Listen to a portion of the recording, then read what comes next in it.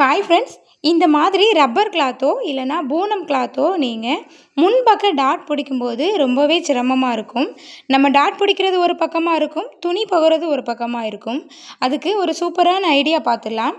அதை என்ன பண்ணணும்னா, 3வது டாட் இருக்கு இல்லையா, ஆம் டாட் பிடிக்கிற இடத்துல இருந்து நம்ம ஃபஸ்ட்டு டாட் பிடிப்போம் இல்லையா, அந்த இடம் வரைக்கும் நீங்கள் சாய்வாக ஒரு மார்க் பண்ணிக்கோங்க. நான் காமிக்கிற மாதிரி அந்த மார்க் மேலே இனி ஒரு அடி போட்டு எடுத்துக்கலாம். இந்த அடி போட்டிங்கன்னா உங்களுக்கு துணி அதுக்கப்புறமா ரொம்ப இழுவ கொடுக்காது. அதாவது டாட் பிடிக்கும்போது உள்ளே இருக்கிற துணிலாம் நகண்டு போகிறதுக்கு வாய்ப்பு ரொம்ப கம்மி. இப்போ அடித்து எடுத்தீங்கன்னா உங்களுக்கு தெரியும், ஒரு மாதிரி இழுத்துட்டு நின்ன துணி அப்படியே அந்த லைனிங் கிளாத்தோட ஒட்டிட்டு இருக்க மாதிரி உங்களுக்கு தெரியுது இல்லையா. இனி இதை எடுத்துட்டு நம்ம 3 டாட்டையும் நம்ம போட்டு எடுத்துக்கலாம். 3 டாட் போடும்போதும் நீங்கள் நார்மலாக போடும்போது அதை உள்ளே தள்ளி விட்டு போடுற மாதிரி இருக்கும். ஆனால் இந்த ஒரு அடி போட்டுட்டு நீங்கள் போட்டிங்கன்னா அவ்வளோ சிரமம் உங்களுக்கு இந்த டாட் பிடிக்கிறதுல இருக்காது. நம்ம ரொம்ப ஈஸியாக போட்டுடலாம். நான் ரொம்ப ஈஸியாக அந்த டாட்டை பிடிச்ச பிறகு பின்னாடி எடுத்து பாருங்கள்.